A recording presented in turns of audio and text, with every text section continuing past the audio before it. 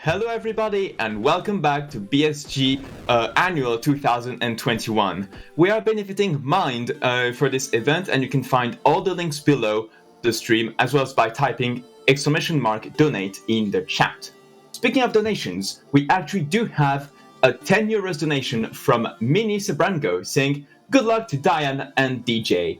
And indeed, those are the runners that we're about to see here with this upcoming run of Cyber Shadow.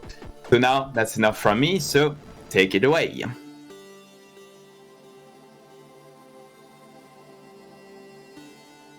Well, then I'll start first. Hello, my name is Dyanketo. I speedrun this game, and I like to do it quite fast. And today I also have DJ with me. Hello, I'm DJ. I also speedrun this game. And I'm also going to try to be extremely fast. Yeah, so quick summary. The goal of the game is basically just your standard platformer. You try to get as many upgrades as you can, as quickly as you can, and while doing so, you try to free the end goal. That is your master, which is being held captive. So basically like Mario and a different ninja thingy. Did I just compare Cyber Shadow to Mario? Oh my god, Mecha Skull is gonna shoot me for that. It's a little bit harder. Super Mario Shadow. Only just a little bit harder. I mean, mistake and just, I can stub my toe and die. I don't see Mario doing that anytime soon. But yeah, I'm ready when everybody else is ready, so let's get the show on the road. Now, I do believe you guys had a character color choice bid war, am I correct? Yes, that is correct. That's something we do need to know before we actually can continue. What color has won so far?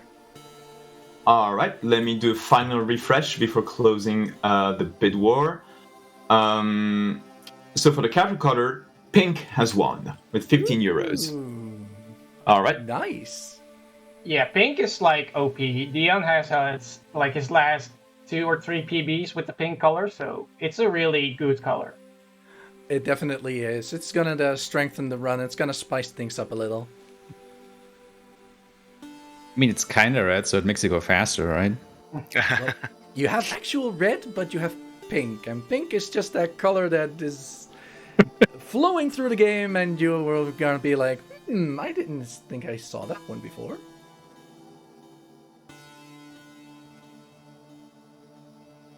I mean, it's, PB. It's pink best. Yeah. It's just in the name, man. I don't know how I got those, but every time I'm on like my 6th or 7th run and suddenly PB happens and I turn out to be pink and I'm like, how is this possible? How? But yeah, at least after the first segment, we are going up into an elevator, then head left to the color changer room. So it's going to be like 30 seconds more than your average PB run. Not too much time. But yeah, I think that's all we needed to know, right? We need to know later on in Chapter 5 for the current bid war whether we are going to spare or kill Subject Alpha.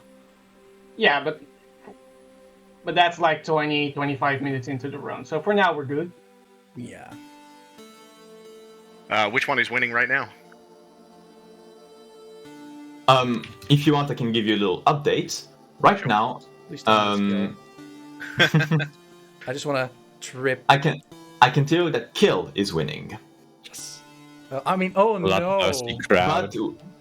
But once again, there's still, you said 25 minutes to go before that. So if anyone wants to snipe it or increase it, then now is your time to donate. If you're ready to start, we can start soon as well. Yeah, I'm ready. I'm also ready. I was just cleaning my glasses.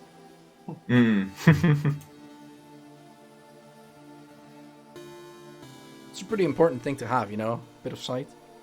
Unless I start running this blindfolded. Oh, do I smell a donation incentive for our next run? Possibly. I already have something in mind that I want to do blindfolded, but that will be in the future. I see.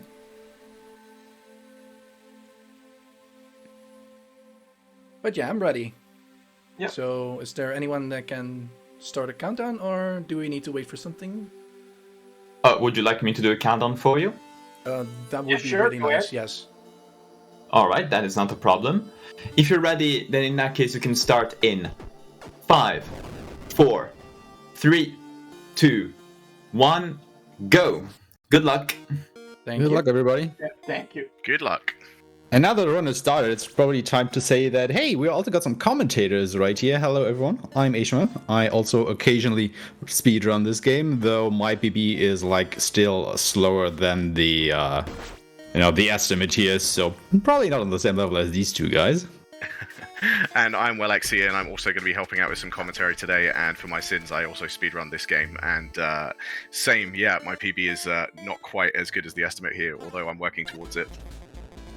I mean, that's basically the name of the game, right? You just had to really work towards your goal here. So, as probably our dear viewers can already see, if you don't know the game, this is basically something like a spiritual successor to Ninja Gaiden from, the NES era. And that can already tell you that this game is hard. Like, it is not uncommon to see the speedrunners die. Even during the speedruns, there have been speedruns that are deathless, but they are still few and far between. So let's see what this is going to be. Absolutely. So you can already see that they came up the lift and went to the left there and started just jumping up and down on the spot, and that showed a button which they then slashed at and were able to go through the wall and access the color change room. That was only added to the game somewhat recently, I think in the last couple of months. So that's a pretty new feature, and it has allowed us to do the bid war today. Yeah, but basically by, them having to change their color, they've already lost like 10 seconds or so. So, I think it's like 20. It's even worse. So shame on you guys for donating, money to charities so our speedruns actually go slower. How could you? But yeah, there's actually not a lot going on during the first chapter of this game. As you can see, they're just, running left to right, slashing at some enemies and trying to get some damage boosts. To go a little bit faster, because these huge enemies, they take quite a few hits to kill, so it's just faster if you just damage boost through them, as you do have invincibility frames after you have been hit, and that just allows you to walk through enemies. Yeah, exactly. So as Diane mentioned just before the run started, one of the things that you do in this game is you go along picking up abilities as you go. Shadow, which is the name of the character that you play, starts off with no abilities. The only thing he can do is run and jump and slash. So that it means that basically in this first level, they're not really doing anything other than working very heavily on their timing and positioning to make sure they get all the cycles correct, and that's how they're going to pull ahead or behind each other. But as the speedrun goes on, they'll pick up more and more abilities, which we'll talk about, and all of those abilities will be employed in this speedrun quite frequently, so everything's going to be used to its maximum efficiency. I think the speedrun, or the game in general, just does a really good job of introducing more and more mechanics to it. Like Alexa just said, you start off pretty basic and it's a bit boring, but this speedrun will literally take off in a couple of chapters' time, so that is always interesting to see. I guess we're already all looking forward to the dash already and what that does to the game at large. And our run has already defeated the first boss / mini boss. I'm kind of hard pressed to call that a boss, because Smash is just so easy and he's in the middle of the first chapter, so it's more of a mini boss to me. But not a lot to say there. You just have to slash at his core in the middle whenever the middle column comes down. And oh my god, our runners just get bodied here in that tunnel. Oh jeez. That took a bit of time. Yeah, well, unfortunately, the DJ actually went for it's basically a ledge grab, where he went to jump up onto the ledge, and it's a weird kind of clip where you can kind of land on a ledge even though you're not above it. And unfortunately, that didn't succeed. Diane didn't go for the same trick, and that allowed him to actually catch up. So they're now dead even again, which is kind of cool. It's little things like that. You go for a little time skip, you end up losing a little time, and suddenly your opponent has caught up with you. And this game is full of little things like that. Yeah, the ledge grab is like a quote-unquote hidden mechanic in the game. It's more like a programming, error? I want to say. Yeah, it's not a bug that we abuse. What basically happens is if you jump, and if you are at the apex of your jump, and then you press left or right while you are basically at the edge of a platform, it allows Shadow to quote-unquote grab that ledge, and you will start off on that platform. Because the way it's programmed, it's actually intended so that if you were to walk off of the platform, you would still have, a couple frames to get back onto the platform so you wouldn't fall down. But it just lets us, grab those ledges when we are jumping up from below. And you can save a little bit of time here and there because you don't have to, jump to another platform in order to get more elevation to jump to the platform that you're actually trying to get to. And that saves a couple seconds throughout the run at various points. Yeah, exactly. So we've come up to our first proper boss, which is Apparator. He's extremely straightforward at the start of the game. Obviously, you don't have any crazy abilities to fight him with, so really you need to be able to beat him just by slashing him. We're skipping the dialogue, but as you can see, both runners finish him by hitting him in the back, and he actually has a separate special dialogue. He gets a bit mad at you for hitting him in the back. He calls you dishonorable for doing it, but it is faster, so... Yeah, you even get an achievement if you manage to beat him without ever hitting him in the back. So, yeah, you can go for that, but it's a speedrun, We want to use every single dirty tactic that we have in our speedrunner coffer with us here. So we are, of course, going to hit him in the back. And with that, we are off to Chapter 2, the disposal facility. And at the end of Chapter 1, we actually got our first new ability, which is the shuriken, that you can throw by pressing up an attack. And as the name implies, Shadow will throw a shuriken, which is our first range attack that we get in the game. As you can see, we don't actually have any ammunition for that, but instead we use SP, which is, the blue bar in the top left corner of the screen here. And as you can probably imagine, the blue bar represents, our quote-unquote magic stand, so we do have to keep an eye out for that. And I can already tell you that SP bar is probably the most important bar, probably even more important than the HP bar for sure during the speedrun. Yeah, I would definitely agree with that. This game has a habit of, even though you seem to pick up more health from every other boss, and it feels like your health bar actually grows quite large towards the end of the game, the enemies and things that deal you damage in general actually end up doing you more damage as you go along. So it kind of feels like you're always in danger regardless. Like your health bar getting bigger doesn't seem to make as much difference, but having more SP does make a big difference to how many abilities you can use in a row and so forth. Yeah, you start off with both 5 HP and 5 SP, and you can upgrade both to 15 over the course of the game if you go ahead and grab all these collectibles. However, since this is a speedrun, we of course are not going to do that. We will eventually finish the game with 10 HP if both the runners pick up the HP increases after the boss fights. But usually you do not get any SP upgrades except the one that both our runners picked up at the start of the check and scepter here, which makes the run a little bit, I wouldn't say easier, but more consistent with the strategies employed later on. Yeah. Very nice laser brain from Diane there. Let's see if the DJ can also... Yep, very nice there as well. Both a very quick laser brain kill. Another mini boss who gives you some health at the end. But that is the problem with the game. It goes by so fast that we just try to explain a general strategy, and in the meantime, they probably kill 5 bosses or so. So the deal with Laser Brain is both of them grab the Blade Extend, sub-weapon, which makes it so that your weapon has a little bit more reach. And what that allows you to do is you can do about 2 slashes while you're jumping at Laser Brain. And if you actually manage to hit the orange I want to say in the center of the brain, you deal double damage. So you can actually deal about 4 HP worth of damage during a single jump. And that just makes it so that you can basically defeat Laser Brain before it even has a chance to destroy any of the trash blocks that drops down that actually allow it to go ahead and hit him. Yeah, exactly. There is a slightly slower strat that basically where you just destroy his side lasers once, and it takes a few extra seconds. But if you're a bit of a noob like me, that's how you do it at the moment. I'm still learning to do it the fast way. So we have a little bit of an autoscroller going on with this elevator here. So if you have a donation, you can quickly go ahead and read one, because otherwise we will just keep commentating here. Alright, that is perfect. I would like to remind everyone that we're basically less than 40 euros away from reaching 3k in total for this event, which is absolutely astounding. Remember that all of the money raised during this event goes to Mind, which is a national organization dedicated to help on mental health issues, which is therefore a really great cause to donate for. So really can't thank you enough for that. And if you want to help out in reaching that 3,000, well, then remember, you still have just a bit of time to donate for the remaining bid war for this run, which I believe, in how long should it happen? In I guess 20 minutes or so. You correct me if I'm wrong. Between killing or sparing, with killing currently at €5 and sparing at 0. So if someone wants to make a difference, you can donate and help reach €3,000. Let's go ahead. And with that, we are already at the boss of the second chapter, which is Scrambler. Scrambler is actually pretty easy. Like, he goes between, smashing the ground and shooting some projectiles out to you. Every other action, and since he always does the same, you can already tell what he's going to do. Afterwards, his shell will break open and he will start double projectile attacking you, and after that, he will just be this little dude that just tries and jump over you, and you can just smash him and kill him. It's pretty easy fight, actually.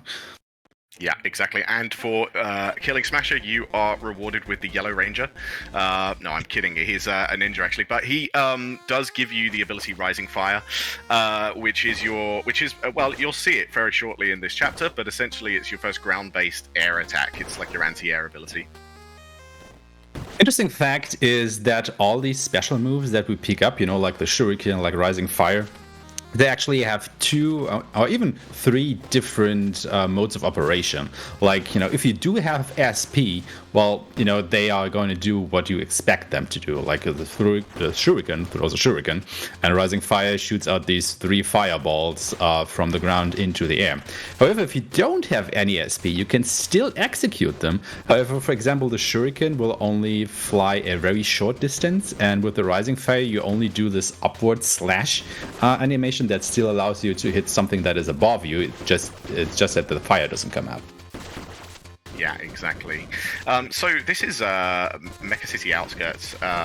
Essentially, this is quite a long chapter, but there's a lot of this, again, like the first chapter, is all about timing, getting your damage boost correct. As you can see, making their way through this tunnel, they're utilizing the shurikens to make sure that they are sometimes hitting the smaller enemies once and then finishing with a sword slash, and the larger enemies, they're just damage boosting through. The thing about damage boosting as well, just to note, is you may notice them turning their backs to the enemies. That's because in this game, when you take damage, you bounce backwards from the way you're facing. So you have to actually turn Shadow in midair a lot of the time to be facing the direction that you want to be damage boosted. Otherwise, you end up going the wrong way. And we just had a change in lead with the DJ overtaking Dyanketo here, because the DJ got all the ledge grabs, whereas Dyan failed a little bit at that point, sadly. But that just comes to show you, even though it seems like a very small thing, those ledge grabs can actually save you quite a bit of time at certain points, and also, just propel you forward. Exactly, yeah. So we are coming up to a point in the run where SP actually becomes quite key, because as they are about to make their way outside, there's a number of these mines, these proximity-based mines. These first 2 just explode downwards and upwards, but the next ones explode outwards. So a lot of the time, it's nice to have a full bar of SP here, because you can use them you can either use your body to set them off, or you can use the shurikens to set them off and kill these guys as well. And it just makes it nice and smooth if you've got a full bar of SP to kind of just whiz your way through it and not have to stop moving to mess around, setting them off with your own character. There are also these flying drones that throw these grenades to the left and right that can definitely hit you and drop you into one of these bottomless pits, which is an insta-kill, which just resets you to the next checkpoint, which can be quite a bit away. So, yeah. And we are off to Hunter Tank. Yeah, that's it. Or Hunter Tank's already dead by the time you finish that sentence. It's a pretty easy boss. I mean, you just, slash his weak point a bunch and he dies. The hard thing about him is you kind of have to manage the projectiles that he's shooting at you, because it can start to be quite overwhelming. So what you do is, if you just, slash your sword in the direction of one of the turret will actually duck down and stop attacking you, so you can kind of, clear the way a little bit there. Yeah, exactly. Not get totally overwhelmed. So after Hunter Tank, we're slowly making our way towards the end of the level. Not much further to go. Uh-oh, was that our first death, unfortunately, on Diane's side. As you can see, that's a very brutal death to take because he has been taken all the way back to just before the Hunter tank there. So that's a bit rough to die there. But, you know, this game is full of those instant death opportunities, so there is pretty much every chance that this run will even out and go in any direction. So, yeah, you'll probably see a lot of that kind of thing. Yeah, this is probably a bit of the beauty of the game. It really depends on where you die, because if you just die in the next room to a checkpoint, well, not that much time lost, but if you die just before the next one, that can definitely send you back quite a ways. Yeah, exactly.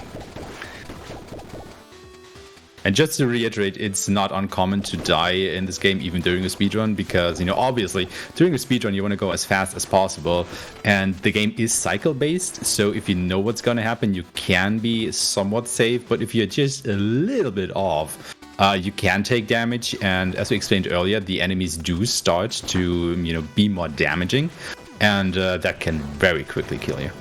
Yeah, that's right. So the DJ has picked up so these like kind of vending machine things. You just saw him buy something there. He uses essence, which are the orange items. That's the currency in this game. He bought the swag blade item, which is essentially a blade on a chain that swings around you and uses momentum. You can also hit it with your sword to make it go kind of where you want it to go, although it does have a little bit of a mind of its own sometimes. And it's key for defeating this boss as quickly as possible. So essentially one cycling the top half and then one cycling the bottom half. But yeah, very good Biohunter kill there. Very nice.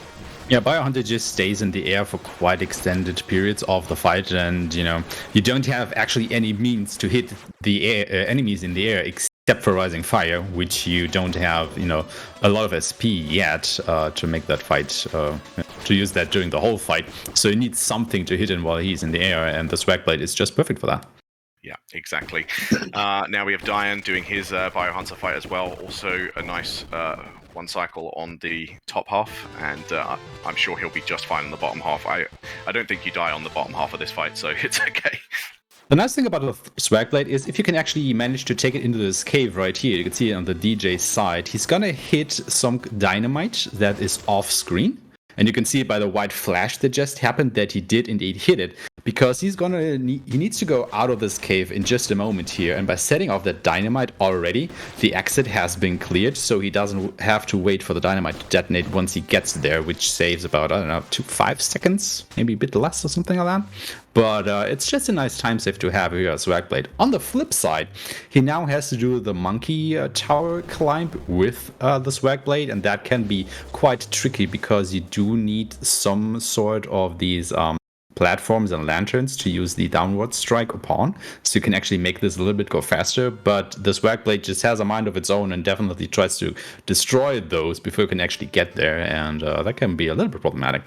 Yeah, so they actually patched it so that the Swag Blade no longer destroys the lanterns, but it does destroy the boxes. Yeah, that's it. Yeah, because that was a real pain before. It used to destroy the lanterns, and it was a nightmare. But it doesn't do that anymore. But it will destroy the boxes, which is also a pain. So yeah, for sure. So probably I haven't read the patch notes completely then. I didn't know that. So as you can see, well, actually you wouldn't have known, but the DJ did just walk out of the cave there. If he hadn't have hit the Swag Blade up in the air when he first came into the cave, it would have meant that he'd have to hit the dynamite, which you would find on the wall, and wait for it to explode, which is a few seconds. And with that, the DJ is actually into Chapter 4, the reactor, and I want to say this is like the chapter where the game definitely takes off its training wheels, because Chapter 4 is where runs, well, come to die, quite literally, because it is a huge step up in difficulty from the previous chapters.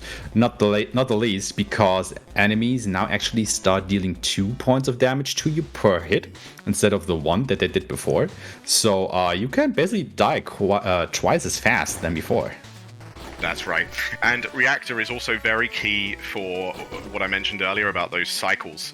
So, you know, you have to be getting through and understanding, you know, what cycles are happening where in terms of where enemies are going to be. And if you miss a cycle, or if you accidentally take some damage somewhere that you didn't mean to, then you're going to have to figure something out on the fly. because you can actually end up getting trapped in a few places where some of the enemies kind of have a bit of a mind of their own. They control you a little bit, especially these guys that are floating around firing their cannons. They can be real trolls if they feel like it. Yeah, if you're just off the cycles here, you are just gonna take, murderous amounts of damage and you just die so quickly. It's like really, really punishing to be off cycle in this chapter for sure. Yeah. Just to answer a quick question from chat, this game is mostly, something like Ninja Gaiden, but it does have a little bit of Metroidvania in it, as you do have the opportunity to go back to previous chapters in order to go ahead and collect some upgrades and stuff. But there is not a lot of that in there, so it's a very, very light Metroidvania, if you even want to go ahead and call it that. Yeah. So the DJ's just completed the first cyber section of the game, where you go inside these computers and complete a task inside. It's a very straightforward. Well, the first one is very straightforward.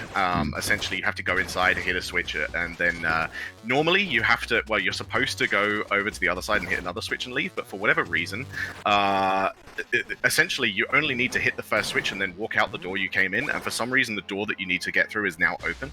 I don't know why that is, but it just works that way. And, I think it's a bit of a bug in the programming, but the nice thing about the developer of this game is actually he is part of the speedrun community in the way that, he is on our Discord.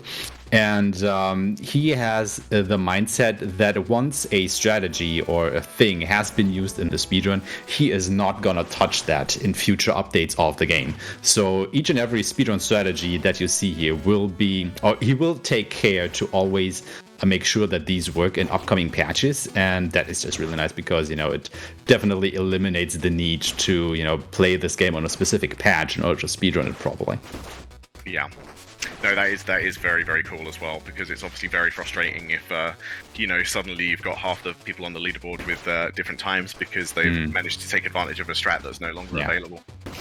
Unfortunately, Diane did just take another death, again, in a little bit of a rough position because the checkpoint is just so much further behind, and, you have to go through all these different kind of electric sort of fences. Oh, and there we go with the DJ also taking his first death. Well, that will certainly be good news for Diane, because that will allow him to catch up for sure.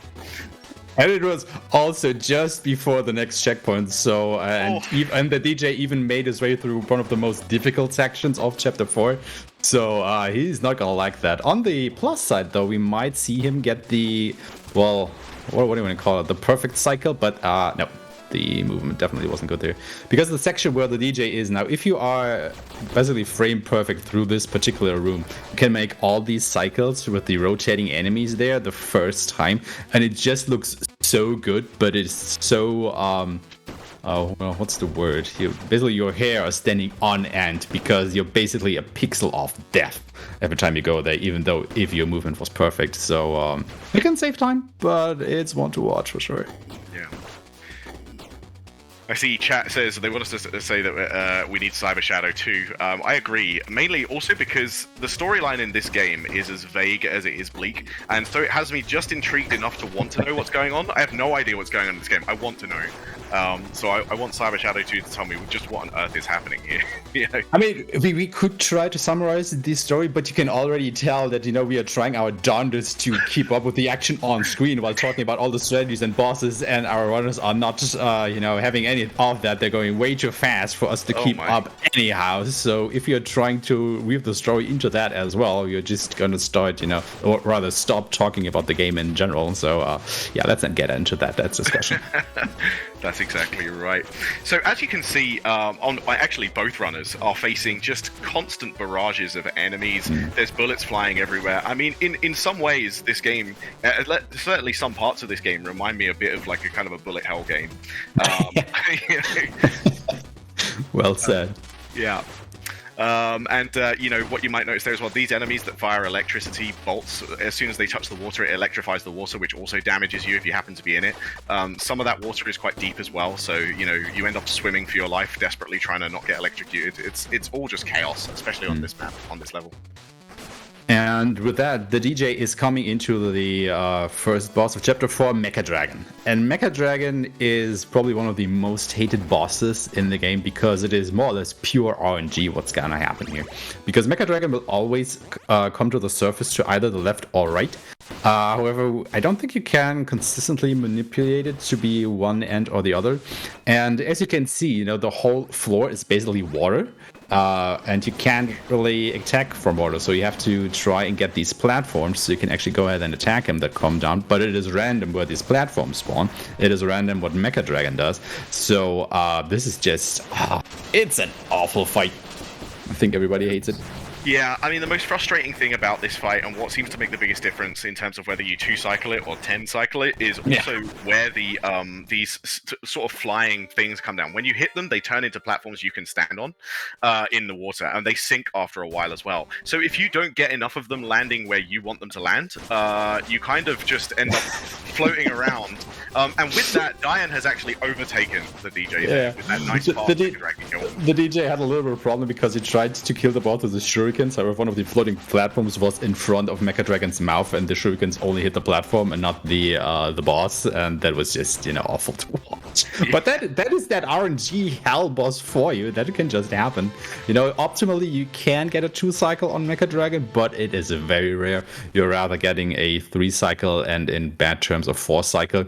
If it's anything but a 4-cycle, you are just bleeding time in that fight. Yeah. So these are the Ghost Ninjas.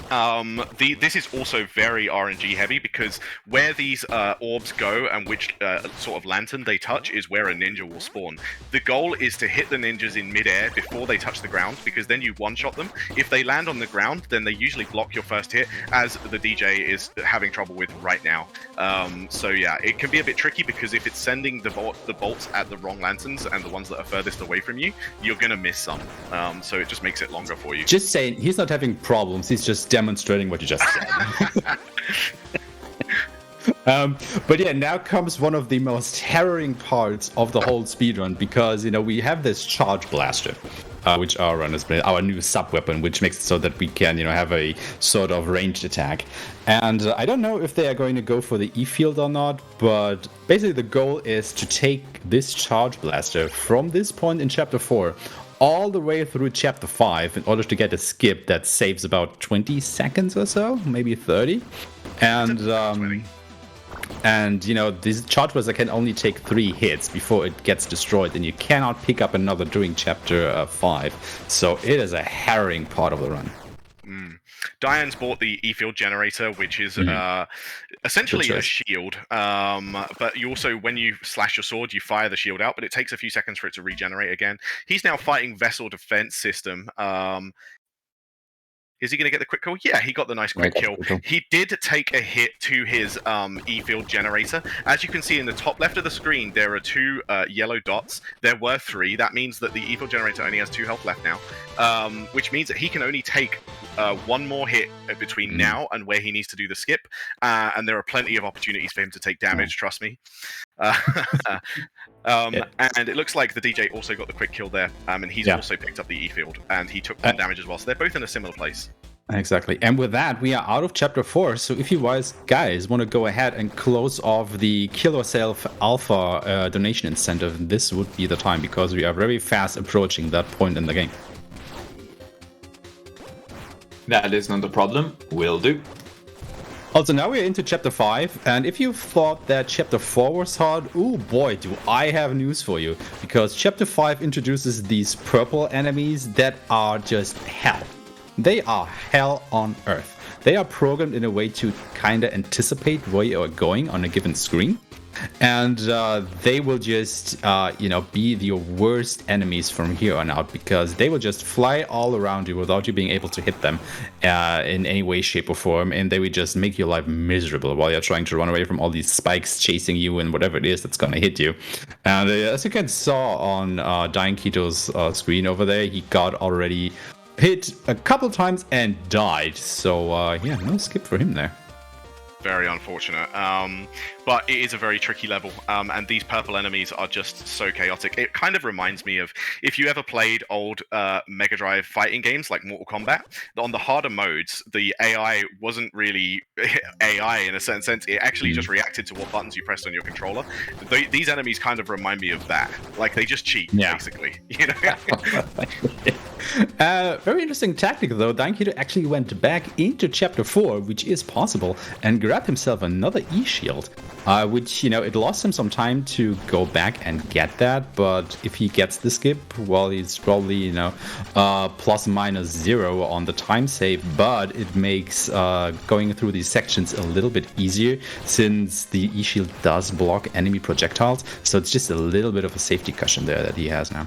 Yeah, I think I can speculate as to what he's thinking there because there is a second skip. There's 2 skips you can do in Chapter 5 using the E-shield. The first one is not as hard as the second one because the second one you have to keep the shield all the way through the level and through the 2 bosses. So I think what he's thinking there is, okay, I'm going to take the risk, but I'm going to actually get both skips, and that will be the time save. And the DJ actually was on the point where you need the issue to get the skip just now. And what actually allowed us to do there is you're normally supposed to go up and around these blast doors. But if you do have the E-shield or the charge blaster, you can actually fire a projectile through the wall and hit a switch that opens up the shortcut back to the checkpoint. And so we can basically skip a section of the level here to get, to this blue dude that is squeezing Shadow just a little smidge here.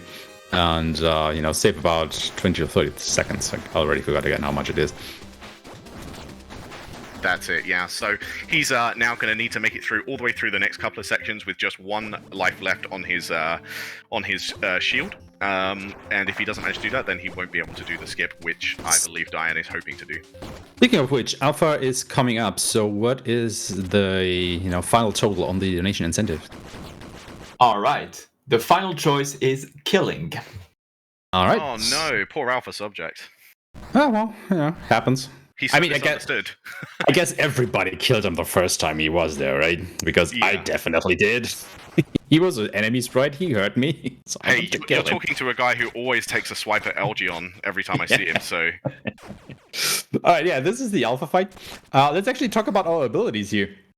Because we picked up a few in the meantime. At the end of Chapter 4, you actually get the parry ability. And what the parry ability allows you to do is, well, to parry enemy projectiles. And you do that by pressing in the direction that the projectile is coming from just before it's about to hit you. So, it's a bit of a dance with the devil, because either you get the timing right and do the parry, or you're just straight up walking into the projectile and getting damaged. So, pick your poison there.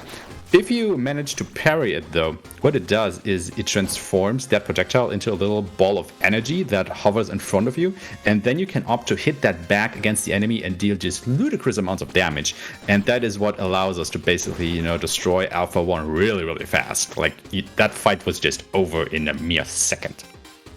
Yeah, absolutely. On some of the runs on the leaderboards, there's some Alpha fights, Alpha 1 fights Alpha 2 actually. Alpha 1 is the one where he squeezes you. Alpha 2 fights where he just dies before I know what's happening, Yeah. You can see it now on Dine's side again. Let's see how he does it.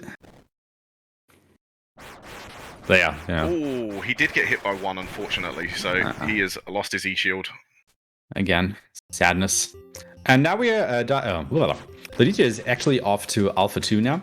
It's basically the same principle. You want to hit the eye on Alpha's chest. Again, he is creating these big projectiles that you can parry and send back up in to deal a ludicrous amount of damage. And that fight is just, over in a blink.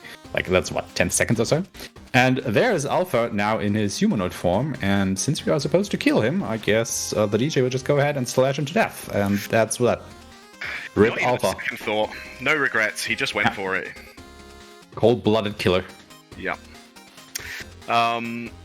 Just as a side note, the music for Alpha 2 is possibly my favorite music in this game. Definitely my favorite boss music. So just a huge shout out to the guys who designed the music for this game, because it is absolutely incredible.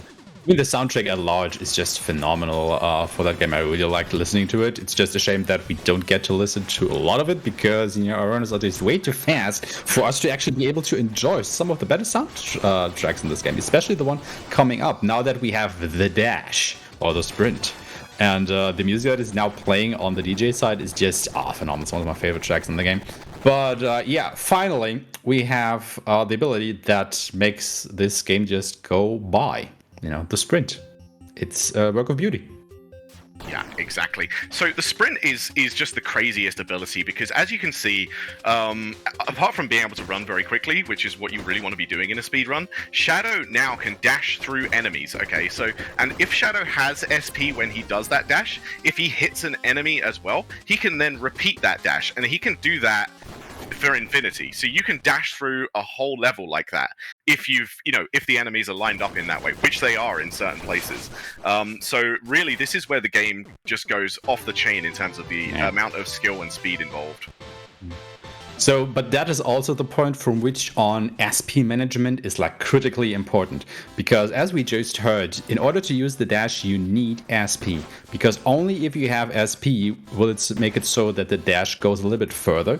It can kill the enemies, and if it does kill an enemy, you get your SP back that you used to dash in the first place. However, if you don't have any SP, well, not only do you deal less damage, you also don't get any SP out of it, so that just makes it so that you go critically slower than if you would have SP. So every time one of the runners now doesn't have any SP to probably perform all the dashes that are necessary to get through the levels, they will just lose oodles of time and it'll just look so bad. Yeah, you start to look, once you've seen this dash in action, if you're not doing it because you have no SP, you start to look very slow. Yeah. Fun fact, the first time I played this game casually, I hated the dash because I just didn't understand how it worked. I didn't use it. I just went through these levels, normally without using it, and it was painful. It was absolutely painful. But once you learn how this dash works and how to properly use it, you're never gonna go back. It is just so good of an ability. It's incredible. Yeah. Just look at that. Just look at him, dashing through all these enemies, like right there. This is like, something to note. Do you know what? Actually, I'll talk about that in a second because the DJ's just moved on to another boss, which is Tunnel Cleaner. This boss relies heavily on parrying back Tunnel Cleaner's shots. He fires a lot of them at once, and as you can see, the DJ managed to actually parry them all back and store them all and then fire them back into the eye that opens. It takes a bit of practice, but it's a very interesting boss. Yeah, it's basically, you want to try and get down Tunnel Cleaner's health at this point below 1 health bar, because then he probably shoots out 2 of these mines. And if you manage to ricochet these mines off into the eye, it just deals ludicrous amounts of damage. So while that wasn't a perfect Tunnel Cleaner fight on his side, it was still very, very fast. I mean, there even is an achievement for finishing this fight in under 60 seconds, 30 seconds, something like that. So yes, there is. I forget the name of it. The DJ is moving on to Outskirts now, which is another very zoomy level. Oh boy, Outskirts. Lots of instant death opportunities in this level for sure. This is my favorite level for dash. Oh, and there you go. Yeah, he's already found himself. It's just such a. It's very tilting. You do end up diving off the side and mistake quite a lot on this and just landing in the spikes. I mean, that is another portion. You actually, you can't just dash willy-nilly.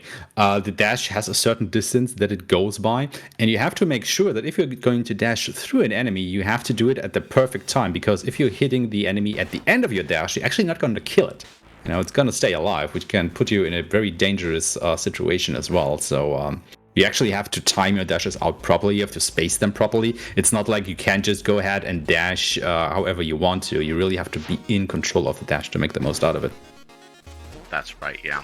Dyan, not a million miles behind here at all. He's just starting Outskirts as well, and the DJ is still fairly early on in the Outskirts level.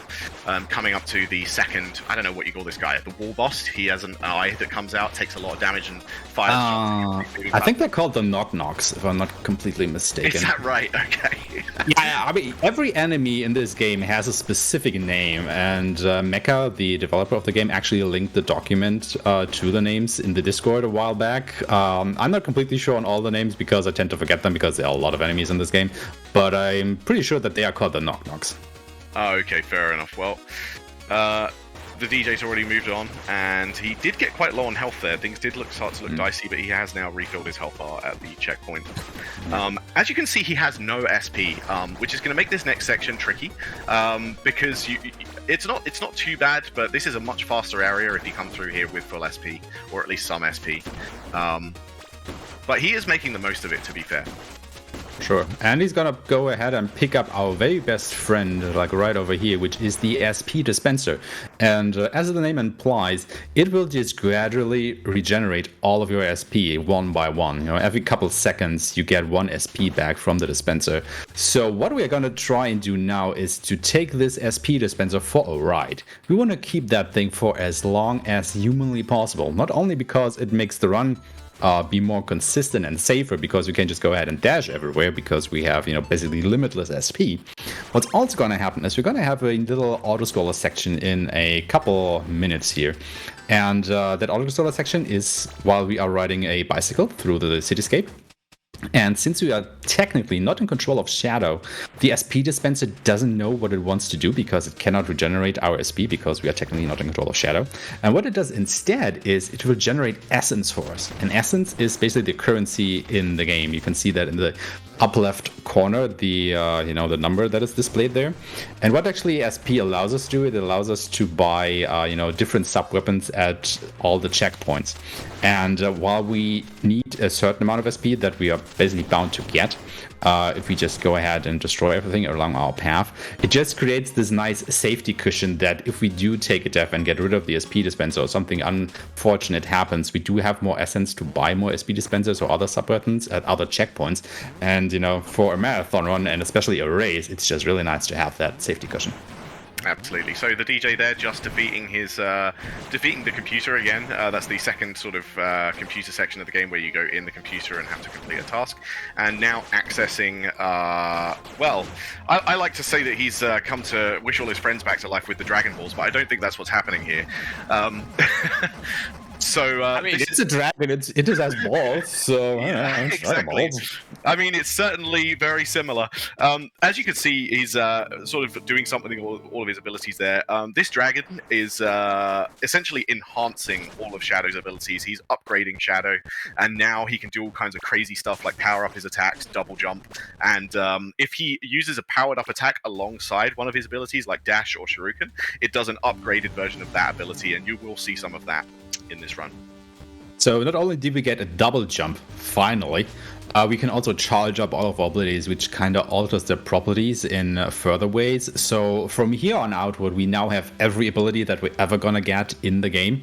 And, it's just gonna fly by so fast from here on out. And Chapter 8 is probably one of my favorite chapters. It's one of the hardest chapters. And the music in here is just phenomenal. I just love this track so much. It's just so good. God. It certainly makes you feel like you're in a hurry. Yeah, for sure. And it just makes it feel so powerful because, you are powerful now. You can just fly through the whole thing like everywhere. It's just, so good. But again, the game is trying its damnedest to make you go not so fast because, the enemies are also powered up and they are basically everywhere. So if you are not careful here, you can just die so easily. It's a very hard chapter to get through for sure. But if done right, if the dashes click, if your double jumps go by, it's just so fun to look at. That's it, yeah. And not only is it a fun chapter, it's also, I think, the longest chapter by some margin. Yes. And there are some truly brutal checkpoints, and what I mean by that is there are sections of this chapter where you can die, and it can set you back. You could lose like 2 minutes. Yeah. It's really brutal. Some of the places you can die in this. For sure. So, go on. Sorry. Oh, I was going to say, since I'm seeing just how fast this is dashing, do we have time to dash through a donation? We have an auto-scroller section coming up, so if you can just wait another minute or so, I guess you can read off a few, because that will take quite a while. No but before that, we have this another cyber scape to go through, and that is a little bit hell, as you just saw that, because the DJ actually died and he lost his SP dispenser just before the auto-scroller, where he would get more SP, as I just described earlier, because the SP dispenser doesn't give you any SP while you're on the motorcycle. So that is like a really costly death, not only time-wise but also essence-wise. So that means the DJ won't have the essence safety cushion going forward into the run. He still has enough to make the run happen. It's just if something goes wrong, he doesn't have a lot of backups now to fall back on. Yeah, that's it. It's nice to have that extra SP in the last few chapters because you can buy items. If you make mistakes, you can buy items that help you recover from those mistakes or refill your SP or refill your health. And so if you don't have that cushion, you're just having to rely on whatever you respawn with at the time, which is usually nothing. And with that, we are on the motorcycle, which is an autoscroller. So if you have any donations or anything else to plug, go ahead. All right, thank you very much. We've got €5 from Lost Kane saying, it's not much, but every cent helps. And indeed it does. I would like to remind that we're less than €40 away from reaching 3K. And I also would like to use this opportunity, with this €5 donation to remind that there are prizes available throughout the marathon. And one for which the availability will end soon is a Totodile plushie that you can get for a minimum bid of €5. However, the availability will stop at 7 p.m. CEST, so that's basically, if I'm not mistaken, 2.5 hours from now.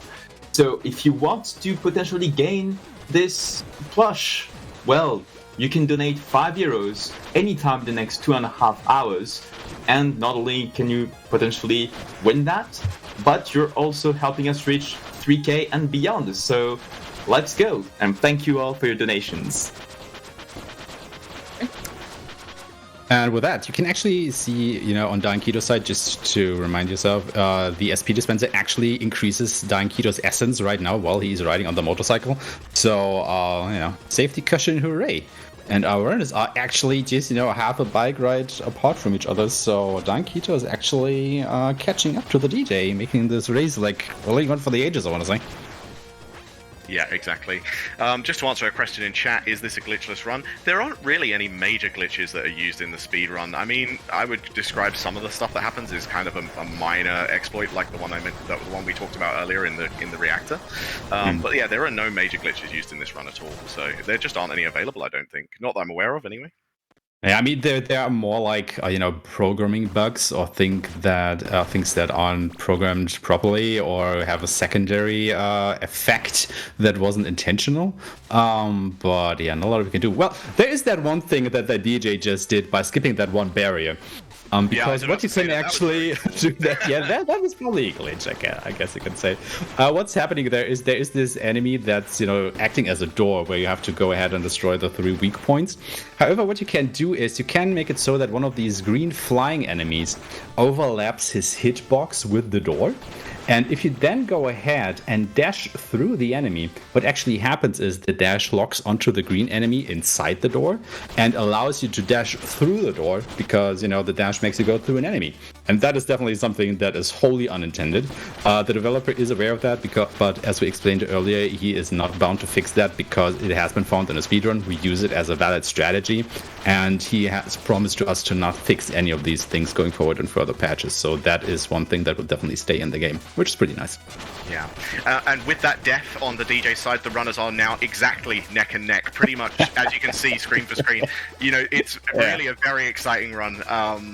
These guys have PBs within a few seconds of each other, I think, and that's really being shown here today. Yeah, it's really going for an exciting race because we've had actually a few changes in the leader in this run, and even though it sucks a bit for them that they died a few times, it's just looking for such an enjoyable run where the runners are just inches apart from each other, and it's just cycling back and forth between the two. It's really great to watch. Yeah. They are both fighting Dropship now, who is easily the easiest boss in the game. You literally just jump up and down and press the fire button as fast as you can, and it will die. You could never run this game in your life and beat it first time, I promise you. One caveat, though, to that boss, do remember that you can actually charge Exo's attack. Exo being the, exoskeleton that we are inside at the moment.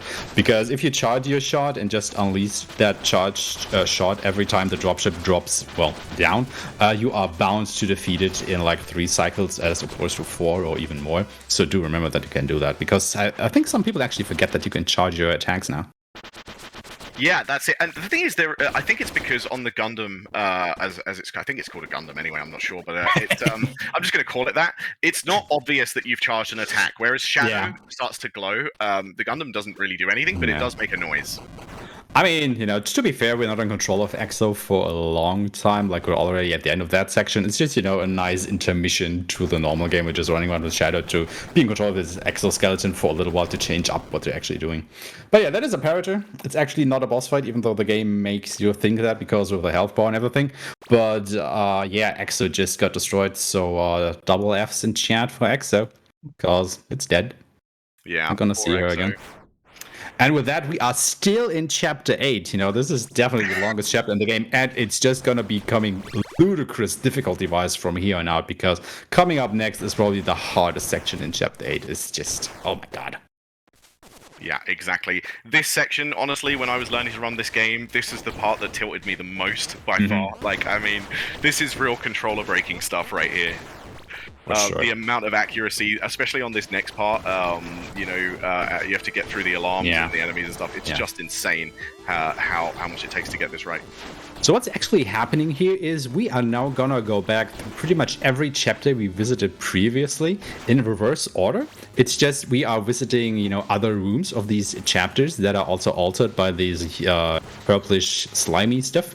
But we are actually in chapter 6 now, or the robot factory as it's known. And of course we are having these alarms, and Dyanketo just made it through one of the worst rooms in the game, like marvelously. Like they just, the skill in this play is just awesome. Because there are all these things around there that can kill you or rather they deal 2 points of damage to you every time, and you can only ever get into that room with 5 points of health, so 3 attacks and you are dead. And you can just die so easy in that room. Yeah, absolutely. Both of them nearly at the end of the robot factory section here, and then they'll be moving on to the reactor section shortly, which is, surprise, surprise, just as difficult, if not more, perhaps. You may recognize this little corridor section. In fact, you may not, but essentially there was a short corridor section in between the two areas there, which was actually a very short revisit to Chapter 3. Chapter. Yeah, exactly. Yeah. I mean, we're basically doing a little bit of backtracking section here, as our ultimate goal is to get back to a section at the end of Chapter 3 before Chapter 4, the docks, which will be the next pure chapter, so to speak. And it's hell. Getting through this, if you don't have any SP and you are low on HP, you are bound to die. There's just basically nothing you can do about that.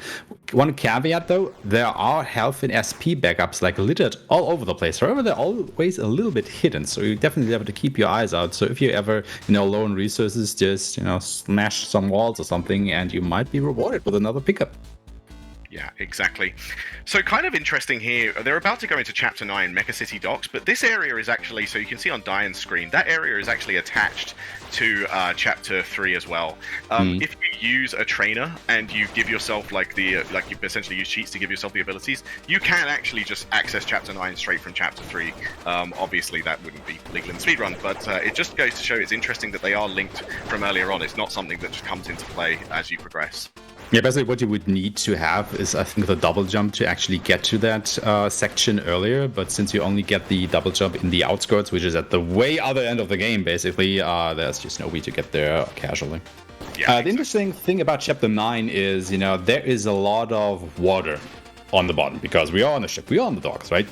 And basically what this chapter does, it trains you to chain your dashes and your double jumps and what have you to basically cross huge parts of the map with no solid ground underneath. And that is something that will be hugely important for Chapter 10 coming up afterwards, as you will see. But then the water is basically replaced with bottomless pits. So, better train up at this point.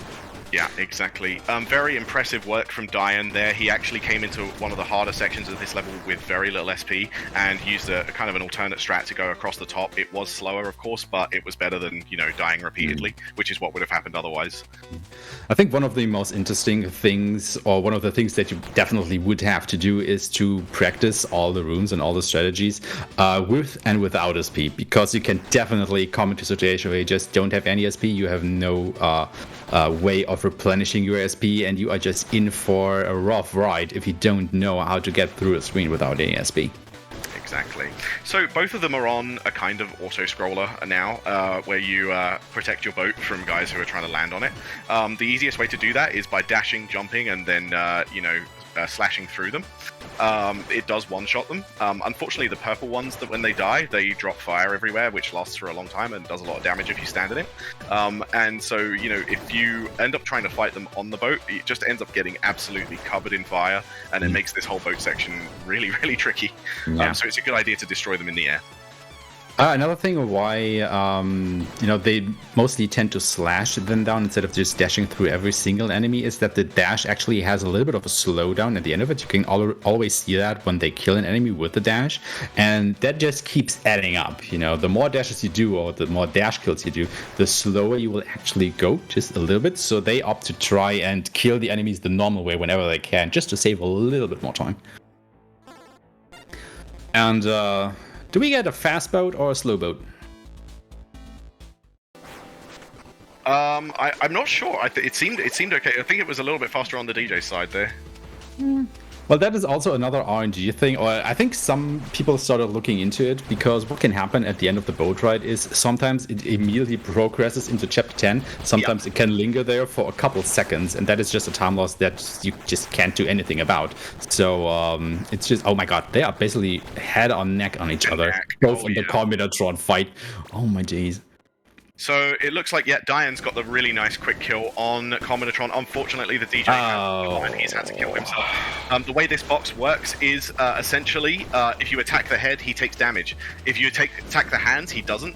The way you're supposed to do it, in quotation marks, is by destroying the hands first, because what happens is if you get the head below half health, the hands will try to regenerate health to the head. If that starts happening, the head becomes immune, and you lose hours of time. So essentially, what you want to do is pump enough damage into the head using a combination of your abilities before he starts healing himself, which is a little tricky and definitely takes some practice and can easily go wrong, as you saw on the DJ side. Yeah. And basically, once he starts regenerating, I think every speedrunner just straight up goes into one of the fire pillars to the left and right to instantly kill yourself, because the fight will just drag on for so long that it is really just faster to kill yourself and try again to get the one cycle kill before he starts healing again, because it's just such a slow process trying to defeat the hands and then the head. Yeah. This is chapter 10. Lots of bottomless instead of pits. Nice. Yeah, this is another controller breaking level. This is certainly, when you first start running this game, this is one of the levels that is just going to destroy all of your runs. If you think you're on good time, you're not until you've done this. It is just a lot of dashing, but there's just so much instant death below you. As you can see, these blue spiky areas will just kill you. All you have to do is take, one damage from a thing that you weren't meant to, and they will send you sailing off into a pit. Yeah, chapter 10 definitely demands perfection. Like, if you're just off by a little bit, if you're not getting one of the cycles, you are basically bound to drop into a bottomless pit and get sent back to the last checkpoint. So you really have to play your best here. Otherwise, well, you will just lose time. Lots of it. All the time. That's it, yeah. So, Diane on his way into Spider Rail now, which is really what it sounds like. It's a spider on rails.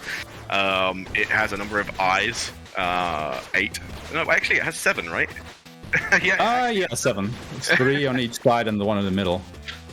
7 eyes, and essentially if you kill all of its smaller eyes, it only uses the big eye to attack you, but if you leave the smaller eyes alive, then they will do extra attacks whilst it's doing its different abilities. Essentially, you only do damage to it by hitting the big eye, and the way you do that is by charging up your main attack and jumping and smacking it, basically, until it dies.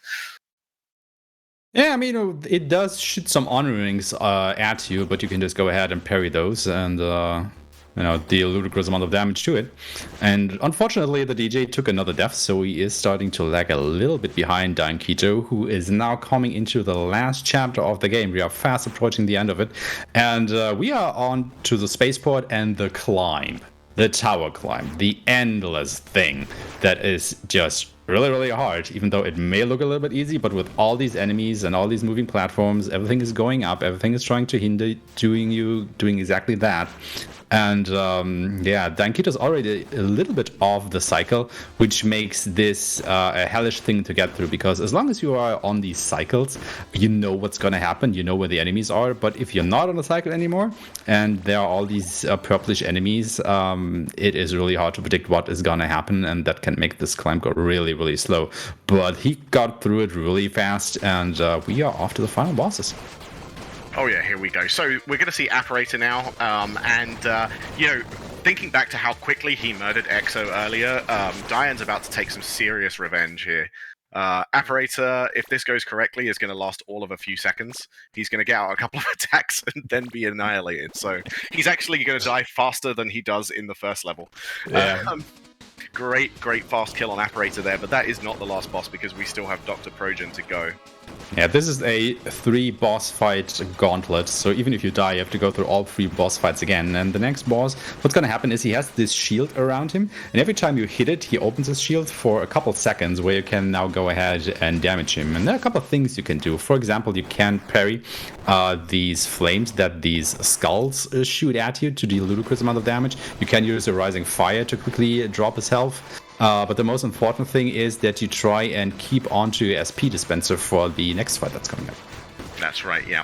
On the other side, the DJ also made it through the climb flawlessly, so really nice work there. He's really on his way up to Apparator now as well, so this race is extremely close. And we are on to the final boss on Dyanketo's side, and it will just take off in a little bit. And what's happening there, you can only hit it for, well, basically when the boss is open. And every time you hit him, he's going to close up. However, if you're hitting him on basically the frame that he opens up, you can actually get a second hit in on the boss, basically doubling your damage and, halving the time that you have to spend there. And there are a couple of things you can do. What Dyanketo here is doing, he's keeping one of the orbs alive, so he can use his airstrike to pogo off of that to actually go ahead and kill him a little bit faster, because otherwise you would have to wait until some platform spawn that you can actually get on top of to reach the boss in the first place. And that was the fight already. Exactly, yeah. Very nice kill from Diane there. It's good when you've still got your SP dispenser at the end there. It's not time quite yet. Time will come up once we open the capsule after this fall. But dudes, get ready on time because this one is about to close down.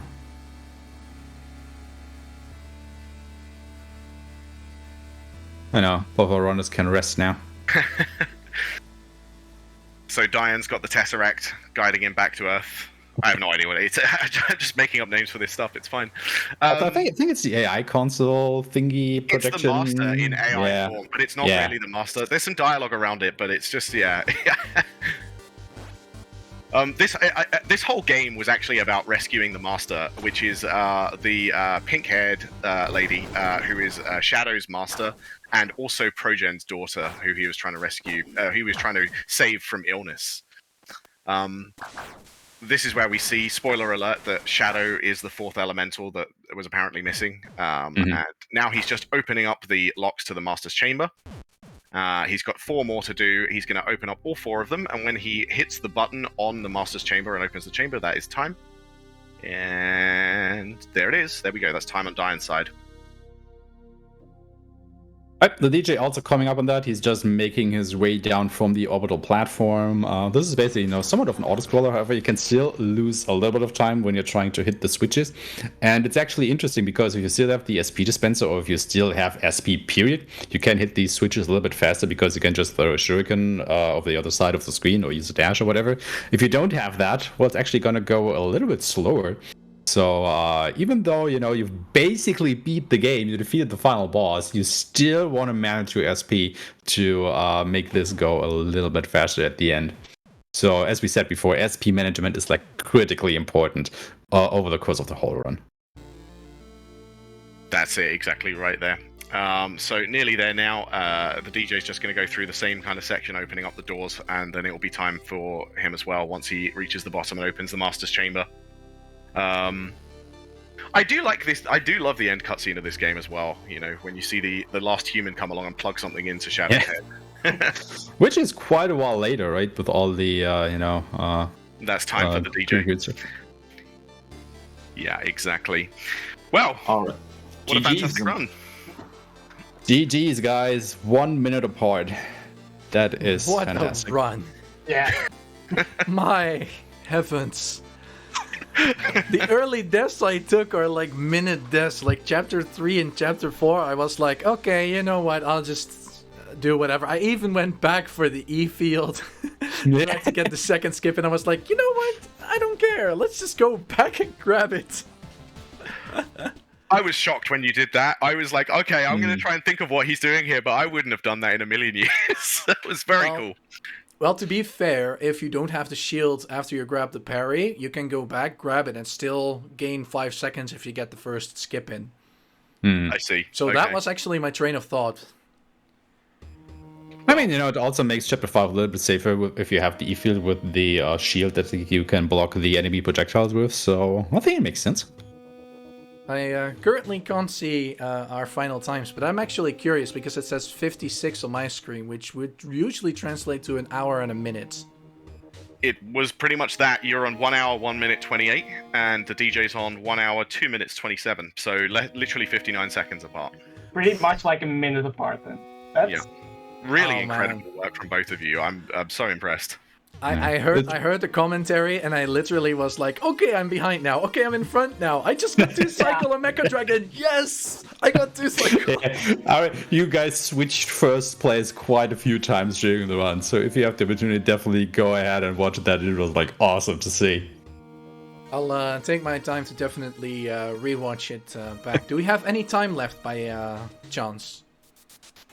Well, I see we're basically still since this run finished on time, but we're still ahead of schedule. So I think right now, if you've got any final thoughts you'd like to express, now is the right time.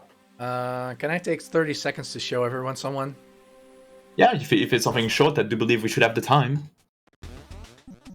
Okay, let me try it. 7. Also, a nice thing here at the end of the screen, you can actually see how often they died during the run, and I think I saw that Dyan died 4 times and the DJ died 9 times. So that just goes ahead to show you that even though that you can die quite a lot more than your other partner in the race, if just die at the right place, it's not some deaths can take like the 2 deaths in chapter 7 were like a few seconds each, so that's barely nothing. So you can die a lot more and still be even. Also, egg. Took us 7 months to find it, but we finally did it.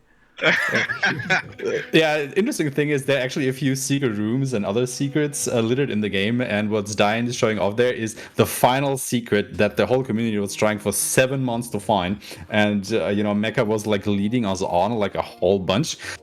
In the meantime, where we weren't able to find that, he actually patched in some more secrets that we were able to find way quicker than this one. Because for some reason, nobody thought of, trying to go up there where Dyan just went. We just went all over the place, but never there. Yeah. And for my final thoughts, I'd like to thank everybody who spent time watching. I hope you guys enjoyed. I'd like to thank BSG Marathon for giving me the opportunity to show off this run. DJ for actually racing along with me. It's amazing. It's an amazing experience, and yeah, that's it. I'm basically looking for words at that now. But thank you for having me. Yeah, thanks to everyone here on BGS for hosting this. It's really great what you're doing. All right, thank you so much for those final thoughts and for the run as well. I can see here that everybody enjoyed it, and so did I. So it's we really do have a high note there to move on to. So stay hyped, everyone, because right after this, we've got Super Buster Move All Stars by Double Double, which we will get into after a short intermission. So thank you, everyone, and we'll be seeing you very soon. Bye. Bye.